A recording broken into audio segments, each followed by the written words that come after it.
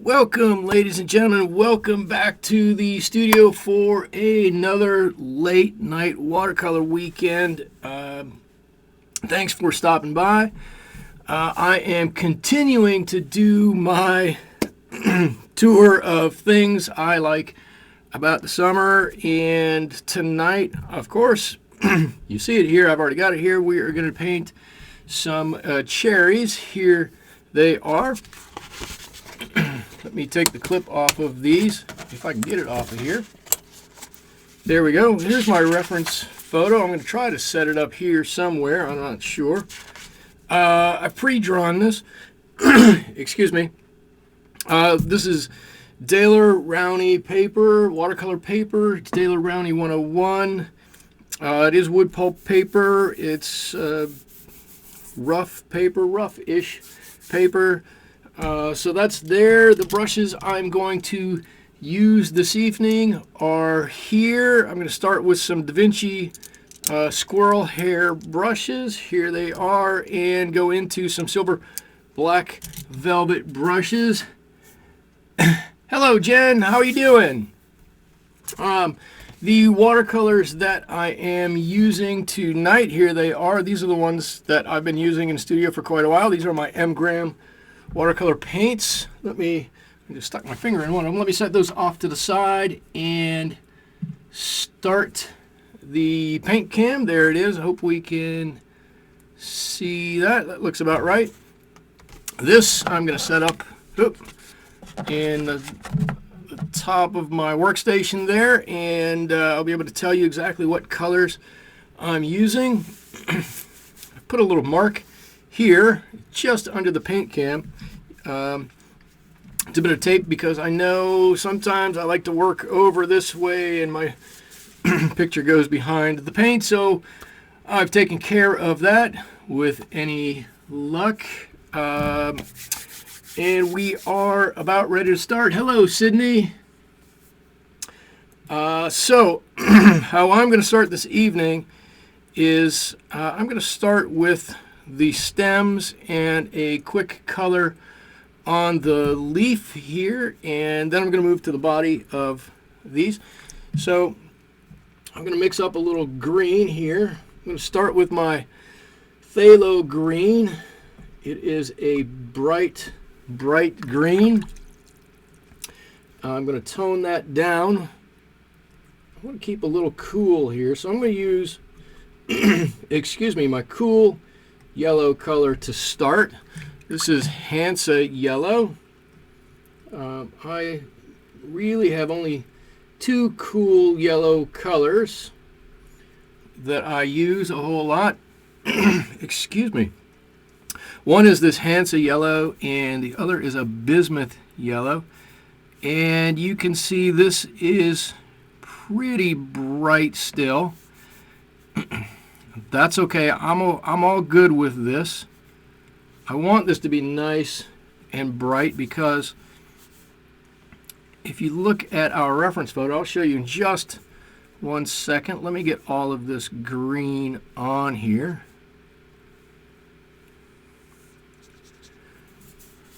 There we go. I'm just dropping that in. Not trying to be too particular, but I am trying to stay within the lines, maybe a little bit. I'm going to drop a little bit of what was this, burnt umber here. Still have quite a bit of green in my brush. That's going to click and run out of there.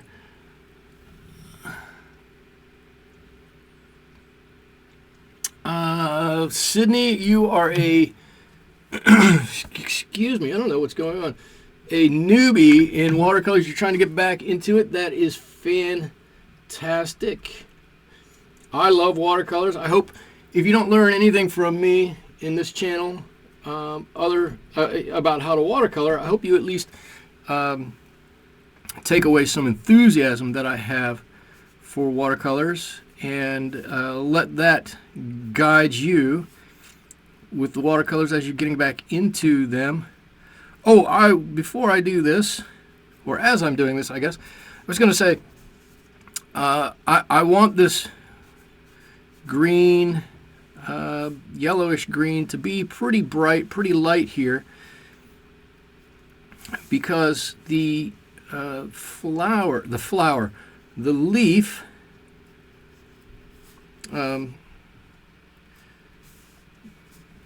so you'll understand, oftentimes when I paint, if I'm trying to concentrate on something, I kind of forget how to talk, and things don't often come out quite like I want, or come out at all.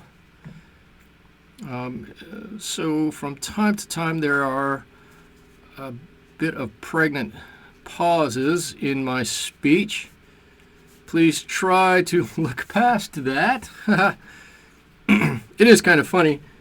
I never thought when I started doing YouTube that I would be speaking nearly as much as I am. First of all, it never occurred to me that I'm going to have to be standing at my desk trying to paint and carry on a conversation with people while I'm painting. But what's funnier is that I find it hard to do from time to time, because I get carried away with painting and my brain stops functioning and I can't talk anymore. It just happens like that. I didn't have quite the right water level in here, so I'm going back and just dropping a little extra of this green in here.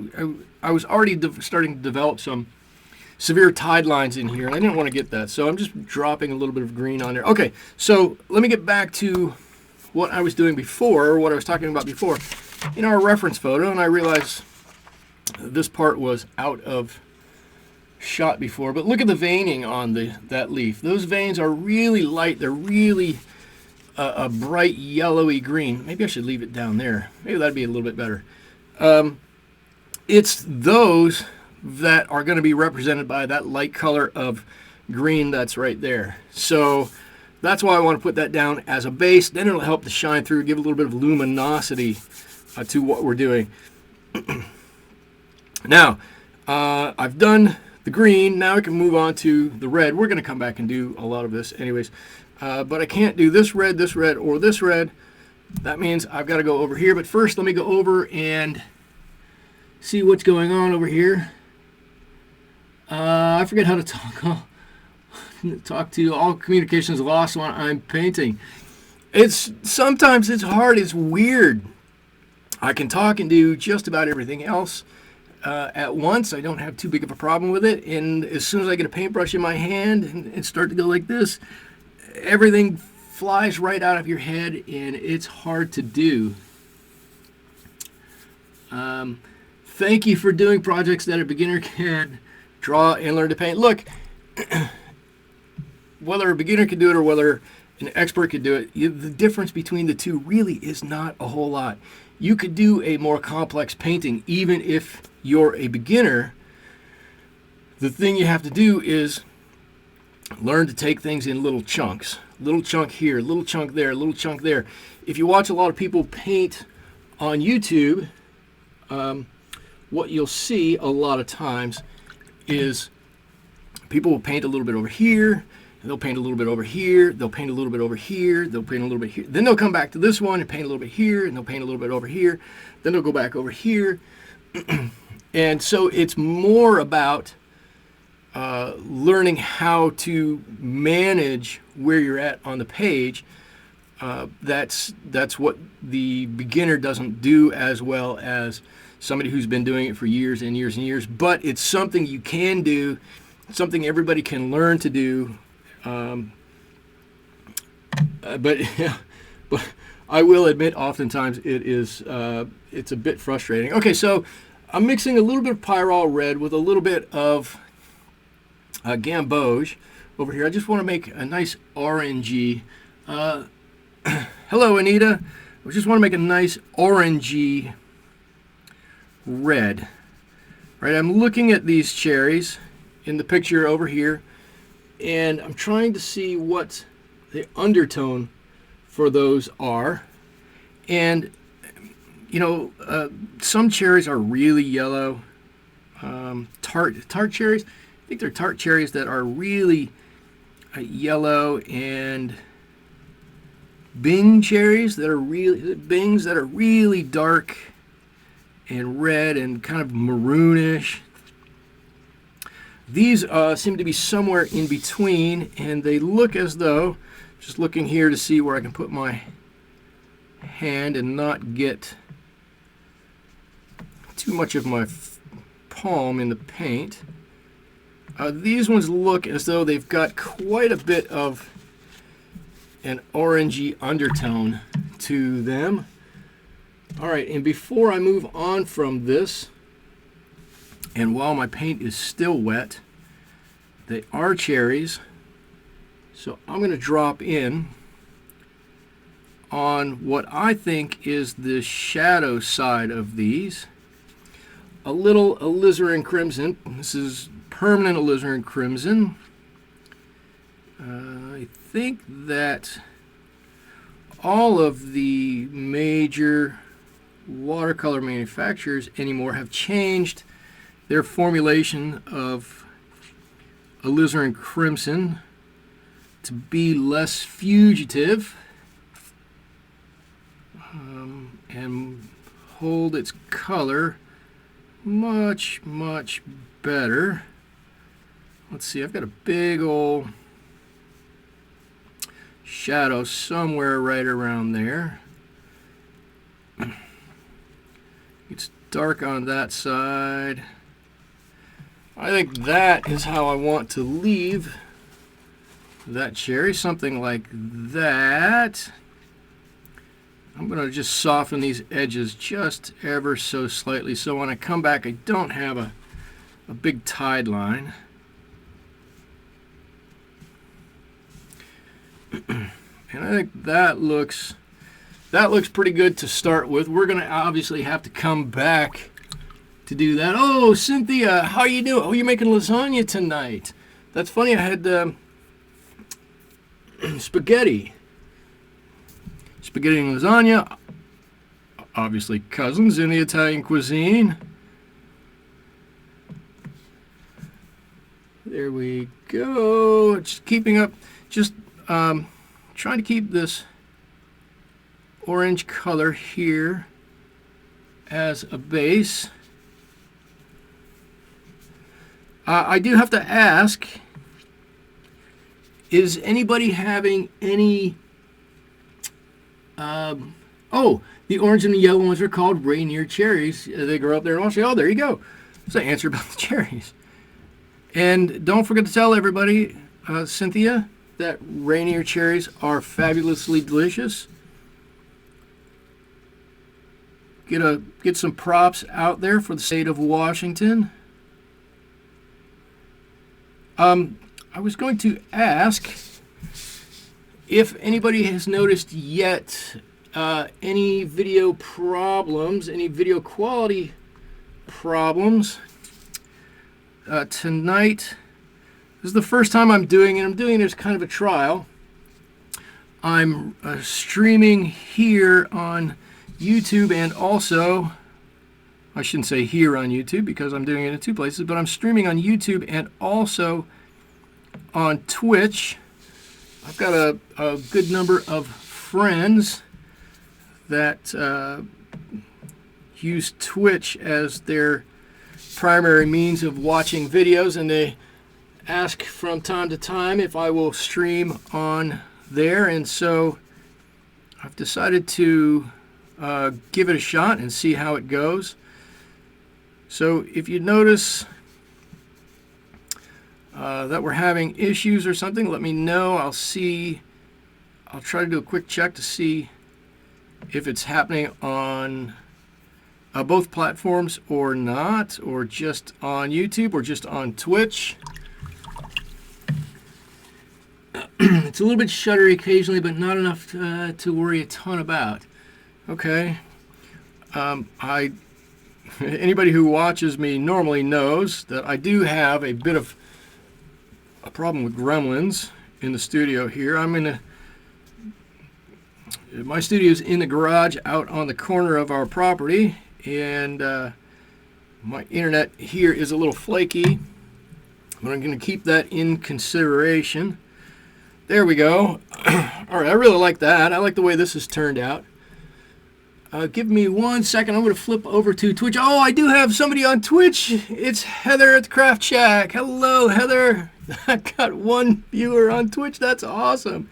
And I got a chat, so I know I'm doing something right. That's great. You're glad. She says she's glad I'm giving Twitch a try. I'm in to try it out. We'll see how it goes. I think while I wait for this cherry to dry, it's hot enough here that this leaf has dried. I'm going to go back in with a little smaller brush here, and I'm going to mix up some more of my green, but I'm going to make it a bit darker. And to do this, I'm using phthalo green, and this is olive green, and I think that gives me a nice green, not too light, but not too dark. I'm just going to move this a little bit. Actually, let me raise this up so you can see this. So I've drawn some veins in here, and I didn't draw them as lines or channels, figuring that I could paint almost to them, and then, or to them on one side and almost to them on the other side, and it would be good enough to show that vein. And so what I'm attempting to do right now, and there is a little bit of, I don't even say tedium to it, but a little, it takes a little bit to paint right to those edges. Well, let me pull this down so you can see this a little better. Right to those edges, but not quite to them, just enough so that we can see that beautiful veining in this leaf.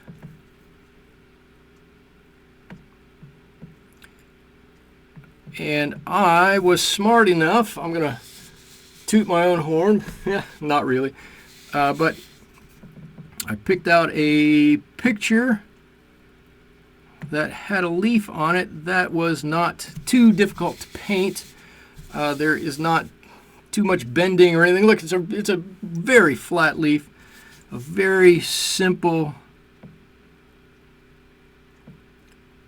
composition. And on these paintings, when I have only I set it for myself to have only an hour with you all. I don't think it's fair to you to try to stay up all night. I know anybody on the East Coast or on the Central Time Zone, it's going to start to get late. Us West Coasters, we could probably stay up late and watch, but you probably don't want to listen to me ramble on for an hour or more about my painting. So I try to limit it to an hour. So I've got to pick out somewhat simpler images to paint, and then go ahead with that. Let's see, what is Twitch? Jen says, what is Twitch? It's a different platform for getting videos to people.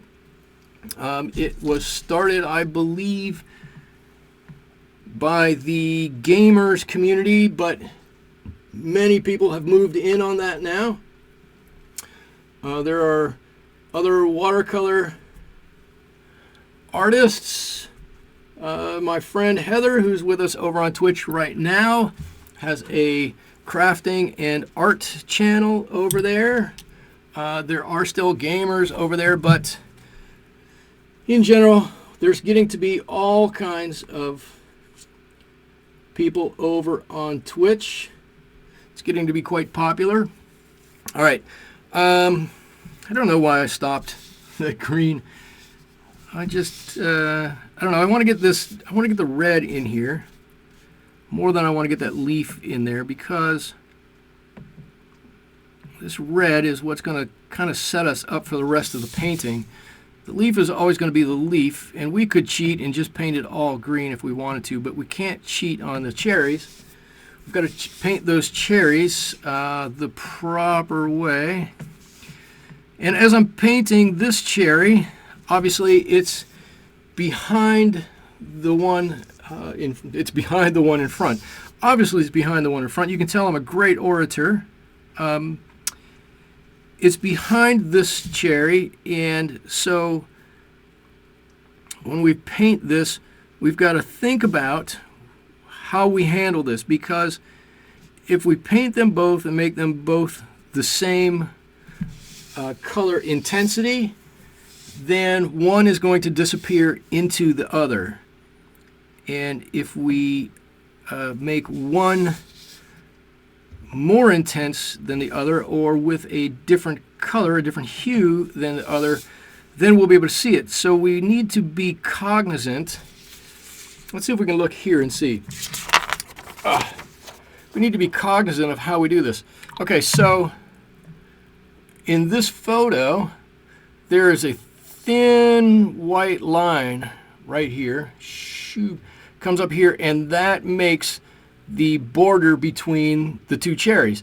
And you can see actually this color here and this color here are awfully similar, and if this little sliver of white wasn't there, then those cherries would just melt together.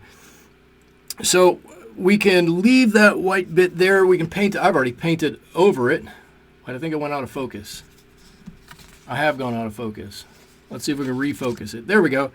I could either leave that there or draw it back in, or I can just recognize that this cherry in the back has to be a little different than the cherry in the front. Excuse me for a moment. I need to turn this over, and we can make the cherry in the back a bit darker or a bit richer, or whatever we do, a bit of a different value, and that is going to help us set these cherries off from one another. Okay, time for Michael to be quiet now. Concentrating, trying to stay within the lines. How about that? So what I'm doing is I'm going to use back on this cherry and this one also. See, I've the one on the side here. I've got these two beside each other. I've got an easy job because I've got a nice bit of green between the two here. So what I really only have to watch out for is the one in front and the one behind. And let's see, how do I want to do this? I'm just trying to check to see how intense this color is back here. I think that's going to be good. And now I don't want that much color there. I put it on a little more than I needed on purpose, knowing that I was going to pull it down just a little bit. Let's see. Oh, Heather's got to go. Heather, we'll see you. We'll talk to you later. Thank you for stopping by.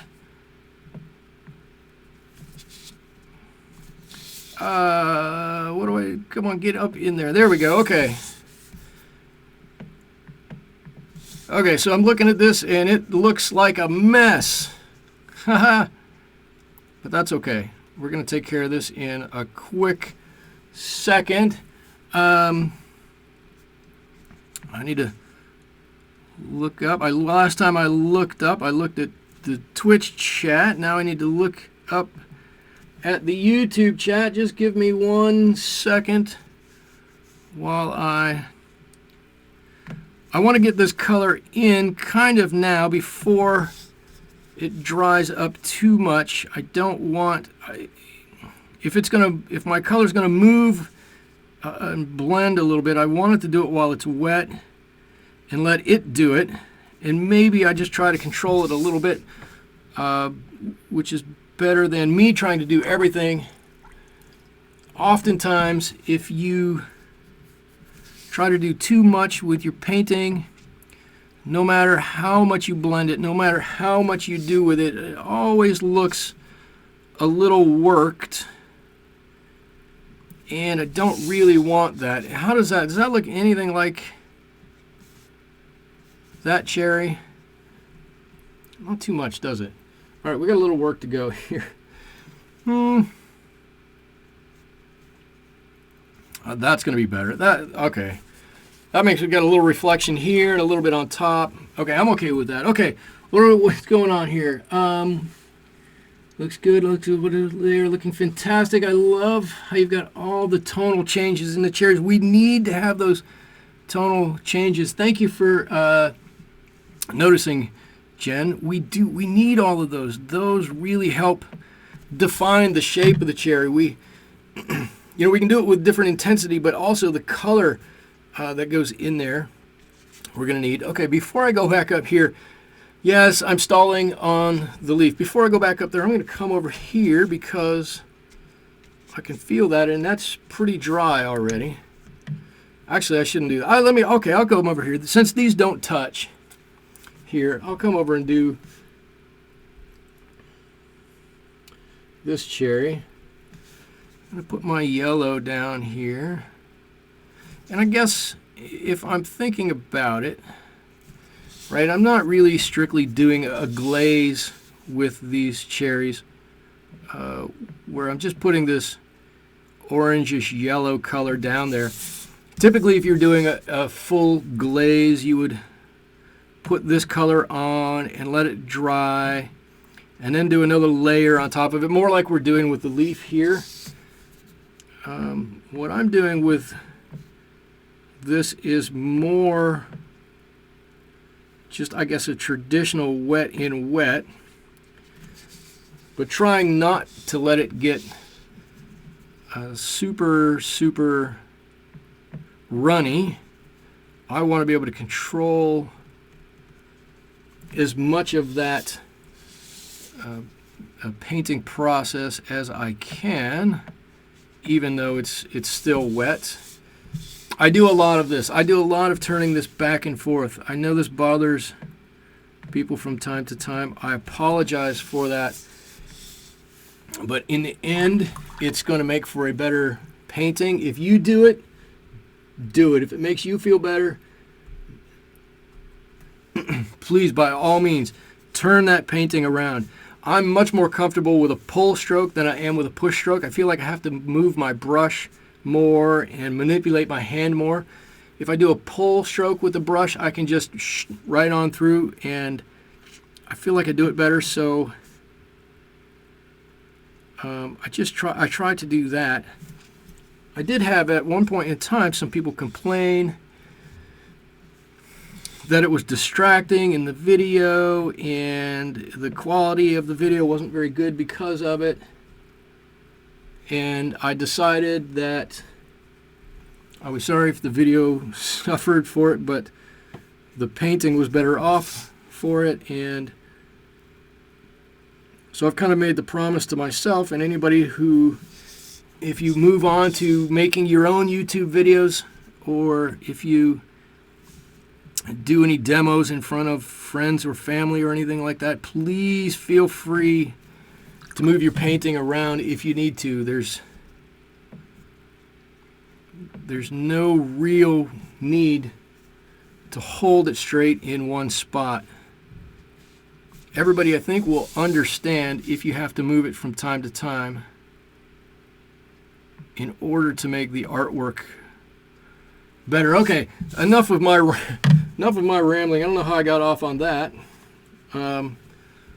Let's get back to some questions. What do we got? I hope it's not. Let's see. I love how you got all the tonal changes. I hope it's not run by Google. I'd love to get on instead of saying go. Yes, Google has gotten a little sketchy, haven't they? Google used to be awesome, and I don't know what has happened. I think their battle with Apple, they've kind of gone a bit bonkers. They've gone a little off the rails, but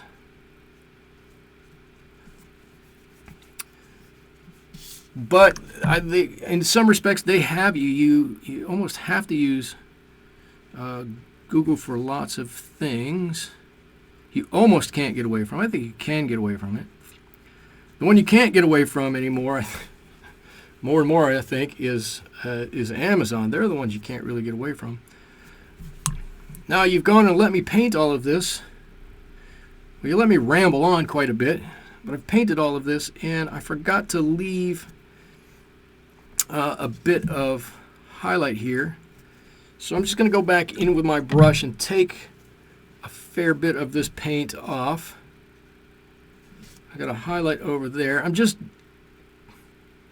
drying my brush, almost totally dry.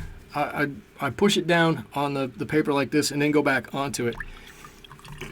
And I can live with that. I can totally live with that highlight on there. Okay, let's see. I can't talk and paint it all. Cynthia joined the club. I can't talk and paint it all either. If I could, I'd be better at it than I am.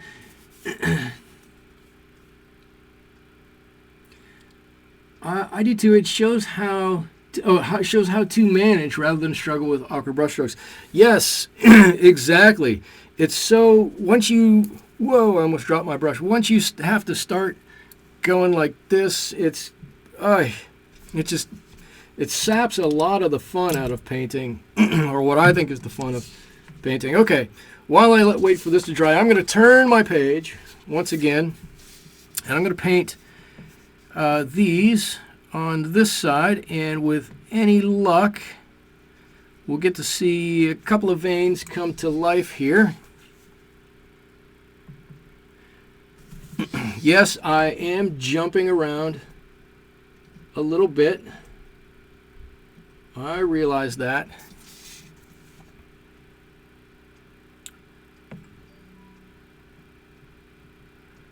I hope it's not too bad. I should say, but what I should say is it feels like it's about 6,000 degrees in the studio tonight. I don't know what has happened. It's been so cold here.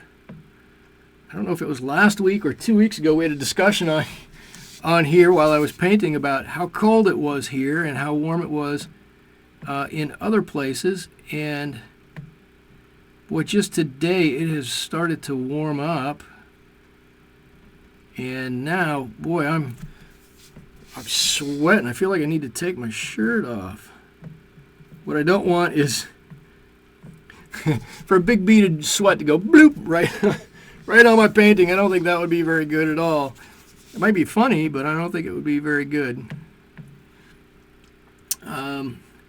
Susan, welcome. You recently found my channel. I enjoy watching and listening to you. Came in late, but we'll watch from the beginning later. Well, thank you very much. I'm glad you made it in. And I'm glad you like watching and listening to me. I always think it's a little funny because I don't really think of myself as, when I'm doing this, as saying anything, hugely important or super great or anything like this. But I just remember when I started out watercolor painting, and I was looking at tutorials on YouTube and trying to get better by doing that it seemed as though anything I could have found would have helped out. And I think that's part of what's nice about my channel. And say what, people can say what they want about my channel. The video production quality maybe isn't as high as somebody else's channel. I don't know if the paintings are better or worse, but what I like to do is just get out and paint and tell people what they can do to feel good about their paintings, to help them get a little bit better, a little bit quicker than they would if they were struggling on their own. And if I had that kind of help, anything to help with your confidence as you're learning to paint, right, really helps out. And you watch some channels and people, I don't mean to disparage anybody. I'm not going to name any names because I don't, well, one, I don't have any right off the top of my head, but they paint in such a weird way sometimes that it's hard to relate to how they do it. I remember sitting in my office on my lunch hour one day watching a YouTube video of a British guy. I'm sure he's a fantastic painter. I've no doubt he's a fantastic painter. And he came on and went, well, if you need to paint 2 layers onto your painting, you're doing it wrong. And he would get out there with just this disgusting palette that's got, all the colors all jammed up and all over the place. And I watched it and I went, I don't even know how you know what colors you have on there. I don't know what colors you have. I'm trying to watch to learn something. I have no idea what you've got on there. And you're telling people that, oh, you can do this all in one layer, one coat. And I'm going, holy cow, there's no way I could follow along with what you're doing. You might be right, but good Lord, you're going about it for me in completely the wrong way. Let's see. There's a new technique, the good old sweat on your work one. That's right. That's what it's going to be here in a couple of minutes. Whew, if I have to step away, I am going to take my shirt off. You'll know because you won't see my sleeves anymore. It should be called wet in wet technique. Or just sweat in wet. How about that? That'd be a good way to call it. Oh, Mrs. T is here. That's great. Sweat in wet technique. Okay. I'm going to leave. I know. I keep going away from my leaf here. All right. I know this is plenty dry here, so I want to get some nice good color on that. I'm going to go back to my squirrel brush, and I'm going to move away from my yellows at this point, and I'm going to move down to all my reds. Right, I want to get some nice, rich, dark reds down through here. And for me, that means moving down to the permanent alizarin crimson and the maroon paraline. And I think we'll end up, come on, color card, stay up there. I think we'll end up with a nice color in there. And if it starts to get a little too dark, a little too maroonish, then I can always come back and put in a little bit of the pyrrole red in there. And okay, with that, here we go. I'm gonna turn this. I should say, excuse me, if you haven't watched my videos before, my live streams before, I say it almost every week. My desktop is slanted. And it's slanted at about 10 degrees. And that helps me control the watercolor when it's this way. Right? I just get a little bit more control. It's not a lot. But instead of having the paint flow whichever way it wants to flow, I know which way it's going to flow. It's going to flow down this way, and I can take advantage of that little bit of knowledge.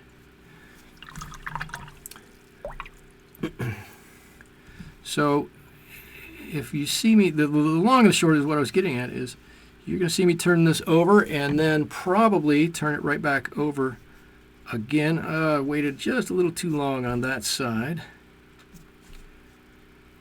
And now, if I can do a little magic here, still working with these nice dark colors. I want to keep this this pool of water over here on my palette. Keeps drying up. It's so So warm in here.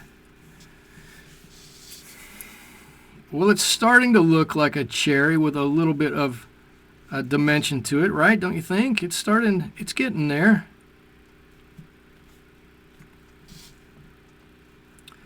Let's see, this kind of goes up there somehow. Does it kind of meet over there?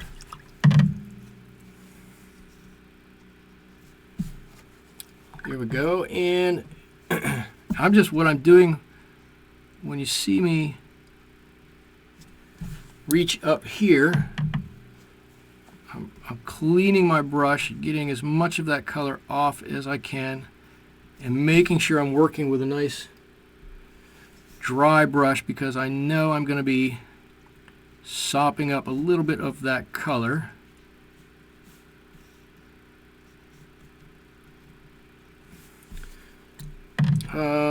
That's not too bad. It's getting there. Now if I need even more, if I think this isn't quite dark enough over here, the next bag of tricks I've got is neutral tint. And neutral tint, if you remember, that's wrong. That's wrong. Neutral tint is a neutral gray, but it's got just a bit of a purplish hue to it, so it really plays fairly well with our red. It's already somewhat in that family, but it helps to gray things down or darken things down a little bit without affecting the color too much. It's already dried so much. I should have waited to put this on. It's dried so much. I think we'll be okay with that. I'm not gonna touch this. Maybe we'll get away with this. I'm thinking we're gonna have to come back to this one though. Okay, so I can darken this one up as much as I want, and that's okay.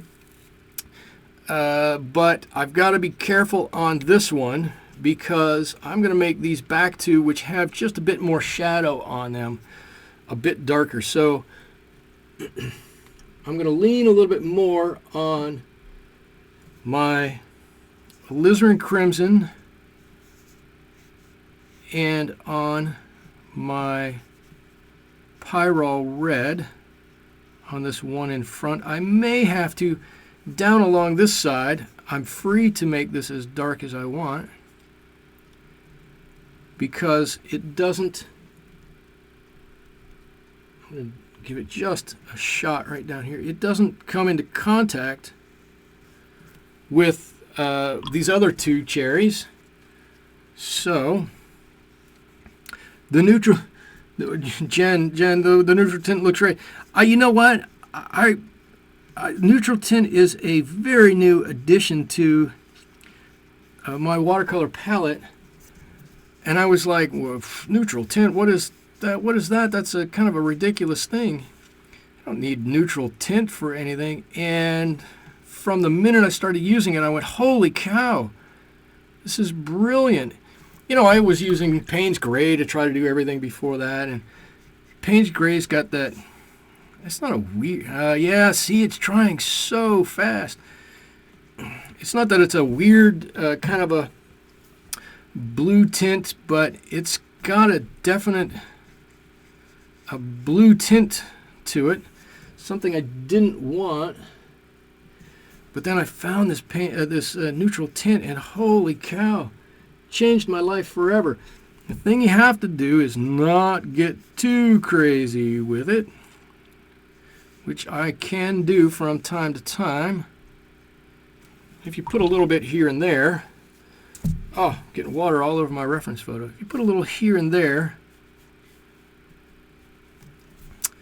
it kind of helps it out. I need to fix this now. I don't know if you guys can see it. I've now got, let me see if I can do this. There. I've now got a tide line there because it dried so quickly. So the way I can fix that is put more on around it, and it's going to make that shine there a bit smaller, but I think that's what we're going to have to do in order to get that out of there. Okay. Okay, so I'm done with that one. I don't want to touch that one anymore. Somewhat done with this one.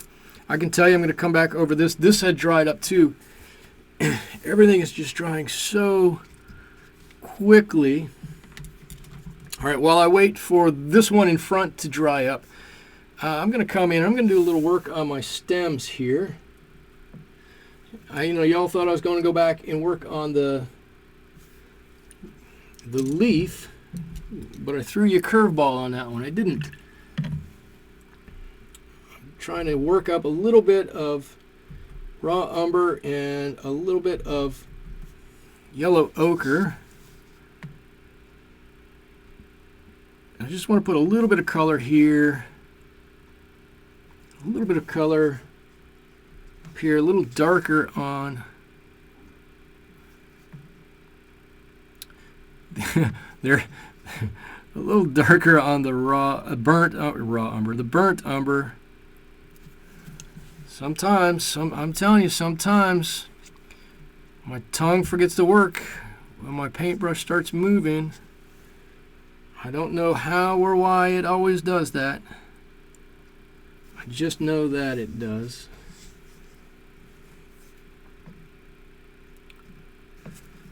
All right, a little bit here and there. I don't need to do too much with this, and I don't want to. I should say this, because I'm assuming everybody here, or most everybody here, is trying to get some watercolor tips. You saw me mix my, where's that? Right here, my yellow ochre in and go over top of this, and oftentimes that leads to a few problems. Most of the watercolors that we use are transparent. Yellow ochre is mostly opaque, and when you put an opaque something over top of transparent something, you end up with something that's opaque, and that's no bueno most of the time. So if you're going to do that, if you're going to end up putting yellow ochre on top of something, sparingly, very sparingly, it's good on a first layer, no problem with that. But oftentimes on that second layer, you got to use it very slightly, or it'll take over, and you might as well be using gouache. And that is definitely not why we use watercolors. Sneak up on that big scary leaf. That leaf is really bugging me. I don't want to do it. I gotta sneak up on it. I wish I'd have thought of that.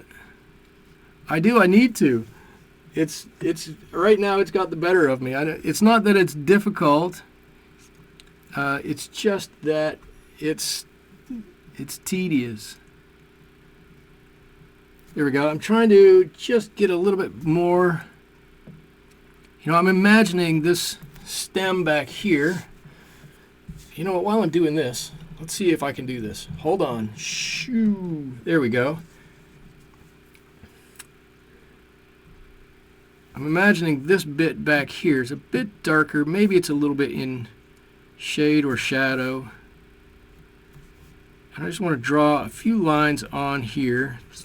These cherry stems aren't totally smooth. They're not totally,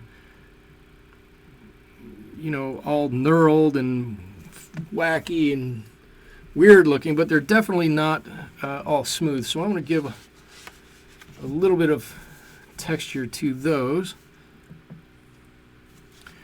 And then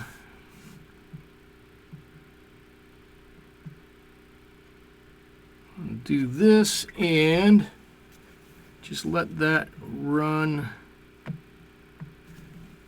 Come on, run out of there.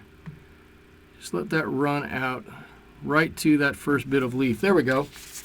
There, I like that. Okay, I'm going to put this back up a little bit. Am I close to being where I was before? I think I'm a little tighter. Okay, so I'm going to start. I'm going to start with this scary guy down here. I'm going to fix this guy once and for all. I think it's dry enough. And I didn't like the way that neutral tint blended in down there. So I'm going to fix that by putting another layer on it and covering it.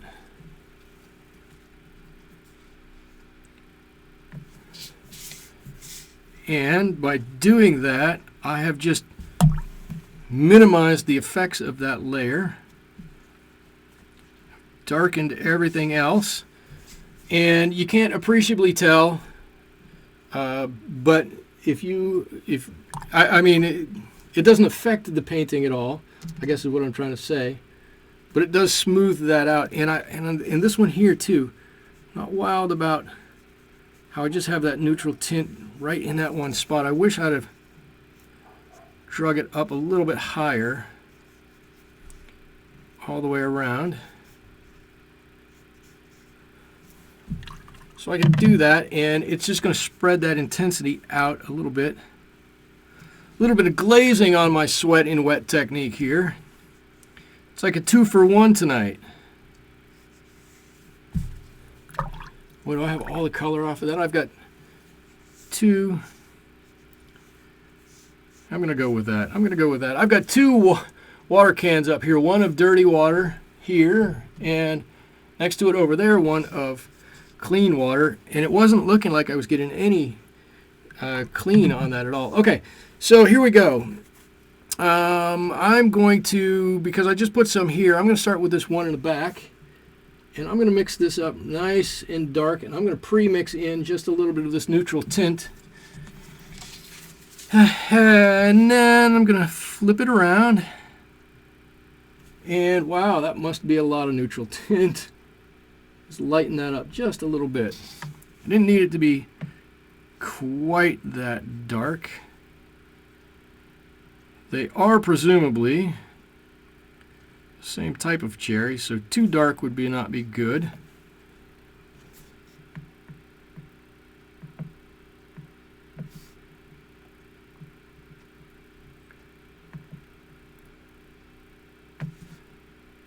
There we go. How's that starting to look? That's looking better. I'm liking the way that's looking. Let's come up the whole back side of this cherry here. And right on around the top. There's a bit of roundness on that side we can blend right in. And I want this side to be lighter over here. I'm going to go right with some more Pyrrole red. This is right in the light on this side. So I don't want this to be dark at all. And if I learned my lesson before, I need to get to this before it totally dries and I end up with a big tide line.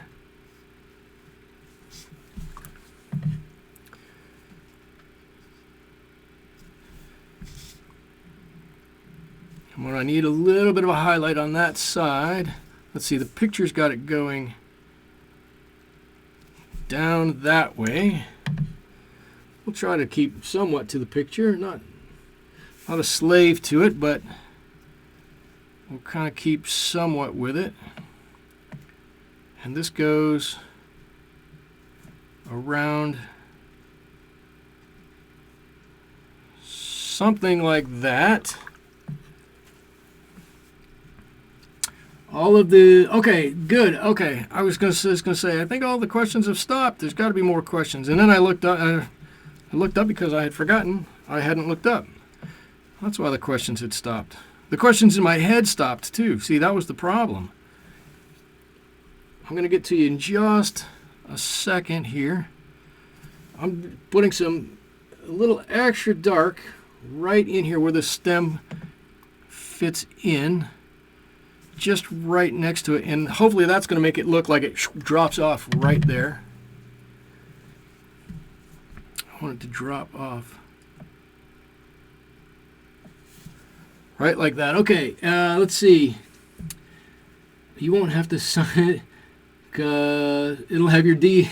I won't have to sign it because I have my DNA on it. That's great. Jen, Jen, you think this is turning into your favorite painting? That's fantastic. I'm going to take that as a compliment. I think it's starting to look really good myself.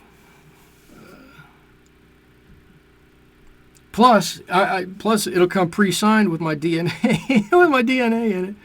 That's hysterical. I love that. I do think I need to see. This is one thing I try to watch for. I have a color coming on one side of this stem. I need the color on the other. I don't need it, but I like to have the same color on the other side of the stem, so it doesn't look like it's too much of a break there. There we go. Oh, I think that's so much better. Just watching and learning. You can't learn much if your mouth is moving right. I'm going to take the fifth on that one. I don't know. So you do have to ask questions, I guess. You don't always have to be talking, but you should be asking a few questions from time to time. I'm with Jen, was just in door with to see Cherries, and Michael's doing them justice. It was just in the door. I missed that. And my eyes are not good, so you just came in the door with Cherries.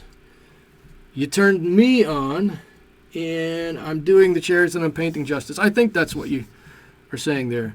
Okay, so here's where I've got to make a decision. I've got to go really dark here or keep it really light.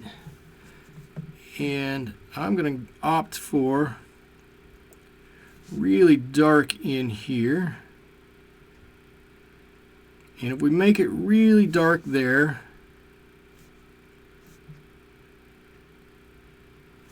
then this whole cherry should stand apart from the one on the other side of it. I want to mix a little bit of this.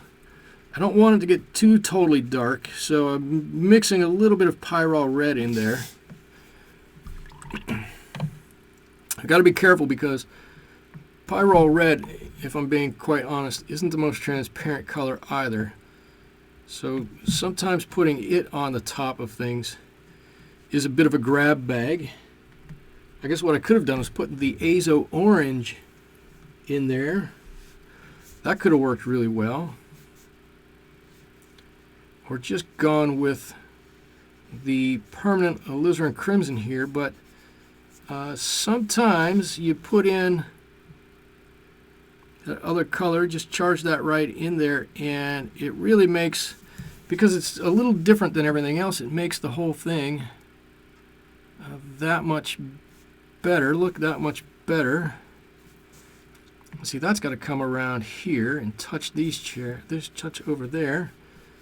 I've got a highlight over here. I need to draw in, but before this dries, I'm going to take that hard edge away.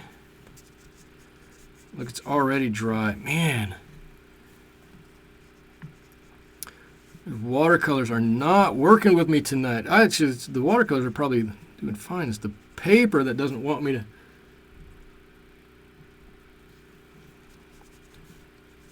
to work. All right, seems a little too just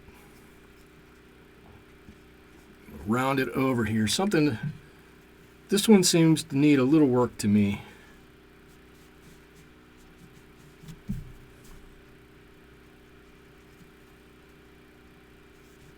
I just saw the chat move, so I'm going to get to you in just 1 second.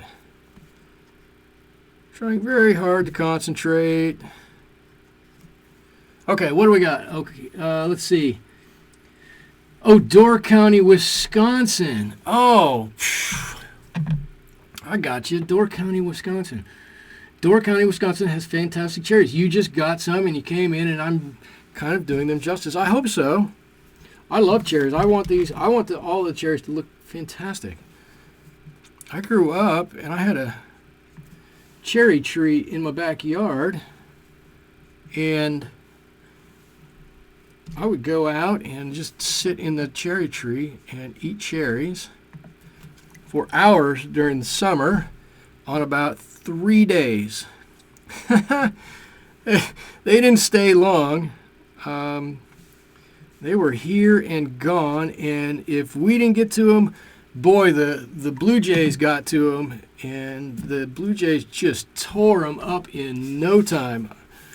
I remember we went away for the 4th of July one summer, my family, and came back, and when we got back, there was not one cherry. We had 3 cherry trees, and there was not one cherry on any of the trees when we got back. Those stupid Blue Jays would take one bite, peck one hole out of it, eat that apparently, and then throw the whole cherry away, and then go on to the next one. It used to make me so mad. Okay, so let's see. I watch you. Donna says, I watch you all the time, and I'm beginning to watercolor. So far, this is my favorite painting. Oh, thank you. I would definitely try to do this painting. What size brush are you using? Okay, so this is probably my favorite brush. This is what you have seen me do most of this with. This is a Da Vinci Petit Gris Pure squirrel hair mop brush. It has a big brother over here. I bought these in a kit. These are the 418, the size 0 and size 2, and I use these a lot. I believe they're about $40 on Amazon. The other brushes you're seeing me use are the silver black velvet brushes, which I reluctantly really like. I didn't want to like these. I bought these and kind of went, I'm not so sure about them, and then the more I used them, the more I liked them. And the paper that I'm using is Daler-Rowney watercolor paper. It's not the best paper in the world, but it's not bad paper. It is wood pulp, not cotton. It's 140 pound, and it just wobbles a little bit. From where I'm looking, there actually is dimension to these, because these cherries, I don't want to touch them because they're still just barely damp, have just bulged out a little bit. Not super bad, but just a little bit. But that's what I'm using tonight. I have a giant pad of it, or had, I should say, a giant pad of this Daler-Rowney paper. It was, I'm looking at it right now, it's 18 by 24, and I took it to work with me one day where I have a giant paper cutter, or at least I have access to a giant paper cutter, and I cut each sheet of the 18 by 24 into 4 sheets, of which this is one of the 4 of one of the large sheets. Whew, that was hard to explain. Anyways, I went from 15 sheets of watercolor paper at 18 by 24 to 15 times 4, probably 60 if I can do watch math, to 60 sheets of the paper that I am using now. And so I am going to use it all up. I don't mind it. I've used a lot of different paper over the years, and I just said this isn't the best paper. It's also by far not the worst paper I have used. If you, as a beginner, are going to spend your money in one place, I would suggest not scrimping on paper. There are a lot of paints that may not be perfect. but for beginners are very good. There are a lot of brushes that are inexpensive that are very good. And there are a lot of papers that are incredibly terrible, and you could try to paint a good painting on them and the paper would ruin it. That's just the way some watercolor papers are. If you want a bit of advice on a cheap cotton, all cotton, good all-around paper to use, I would say look at B paper, which is very inexpensive. In fact, it's more inexpensive than most wood pulp papers. Get the B paper. It's 100% cotton, and like I said, works. It punches above its weight. It works very well for what it is, and use that as your default paper. I probably should be using something much higher grade than I am, but I don't want to because, man, it is expensive and there are a few other alternatives out there. Okay, so now while I was jabbering away, you see I snuck up on those nasty leaf, or that nasty leaf right there, and painted the whole thing in, and it wasn't even paying attention. I got the whole thing done. Okay, so now I'm going to do one thing here, which is my arch nemesis in watercolor painting. I will readily admit, don't have a lot of fun doing it because it's seemingly so simple and yet incredibly hard to do, and as a result I don't do it a whole lot, but I'm going to do it tonight because I want to try it, and that is painting shadows. So I'm going to start. Now my water has a little bit of red in it because I've been cleaning my brush this whole time, but I'm going to start by blocking out the area here where I think the shadow ought to be, pre-wetting this area, and then I'm going to charge in just a little bit of color, and we'll see how well that goes for making a shadow. Maybe a little bit more color than that. I'm just dropping in here a little bit of can't talk. A little bit of neutral tint, which is that little purpley color. You know, shadows are funny. Different people think shadows are different colors. I think shadows are a little purplish, so I like using neutral tint. Guys in chat, do you recommend a paper? Just curious. Oh, there you go. Let's see if anybody who's there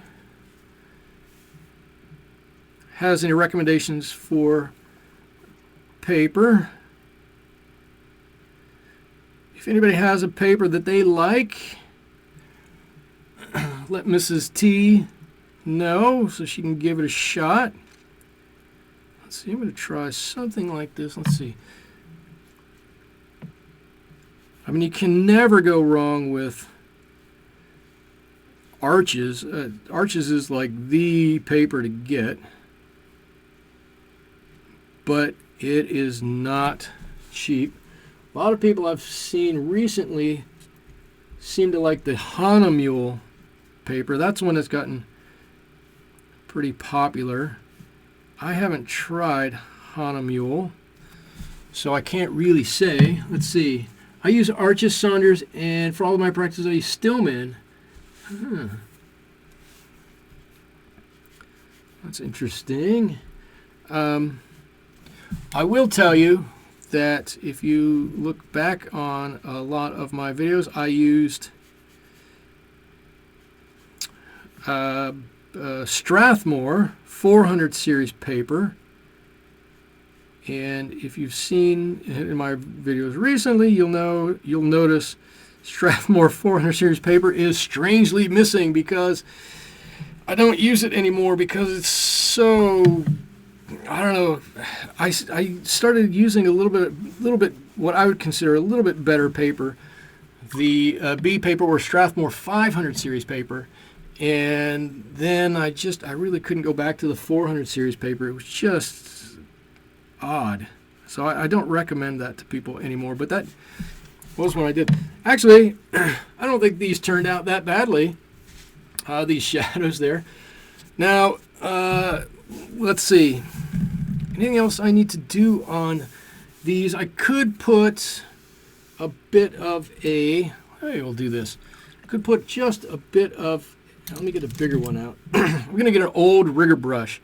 This is a number 3 Grumbacher. I don't know. I've had this brush for about a decade. And I'm just trying to get some of this white out of here. I'm going to try to put a few harder highlights in here. Okay, let's see. I want to put one. Sometimes this really helps to make things pop even more. Make sure I don't get too much on here. I'm going to put one right here. And right over here, we got one just a little bit down the side here. Another good thing about this is that it really helps you define the shape. If you're unsure about the shape that you've got on something and you put a hard highlight like this on it, all of a sudden you've defined what the shape of that is. You just know. You've got it right there. So a couple of hard highlights there. Maybe, I don't know if you'll even be able to see it. Put one here, I think not. In which case it doesn't hurt anything. I put a dot up here. And maybe a couple of, I should have used a bit smaller, a little bit smaller one there, and I'll put one right over here too. Kind of try to hide that line right there. Okay, that's it. That's the cherry painting for tonight. I'm going to sign that and call it good. There it is. Thank you all so much for joining me. Oh, let's see. Wow, I forgot to look. I have luck with Union Square. Wait, Union Square. Who tried the Union Square paper? Mrs. T. Yeah, I tried Union Square. I did one pad of it. Honestly, I didn't think it was that great. But it is kind of expensive. I love my Grumbacher number 8. Cannot live without it. I'm assuming that's a paintbrush. How do you know what the weight of paper to start out with? Donna, don't start out with anything less than 140 pound. 140 pound is pretty strong, pretty rigid like this.